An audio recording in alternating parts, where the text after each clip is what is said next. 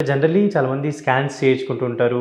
And else pain killers వాడుతుంటారు. అంటే general neck pain రాగానే ఇలా మల్టిపుల్ వాళ్ళకి తెలిసిన ట్రీట్మెంట్స్ చేయించుకుంటూ ఉంటారు. హోమియోపతిక్‌లో వీటి గురించి ఎలాంటి ట్రీట్మెంట్స్ ఉన్నాయి? సర్వికల్ స్పాండిలోసిస్ గురించి. పేషెంట్ ఉన్నారు. ముందుకి హెడ్ కొంచెం ఎక్కువసేపు బెండ్ చేసినప్పుడు పెయిన్ అగ్రివేట్ ఉంటుంది.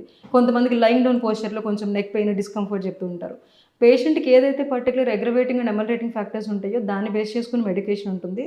అండ్ రిలీఫ్‌తో పాటు అంటే ఇప్పుడు మనకు మెడిసిన్స్ ఇస్తున్నాము అంటే మోస్ట్‌లీ ఇది మెకానికల్ కండిషన్స్ అండి. అంటే ఇది డిసీజ్డ్ కండిషన్స్ ఎప్పుడు నెక్ అరుగుదల ఒకటి సర్వికల్ స్పాండిలోసిస్ కండిషన్ అయితే కొంతమంది ఎర్లీ ఏజ్‌లో కూడా నెక్ పెయిన్‌తో వస్తూ ఉంటారు.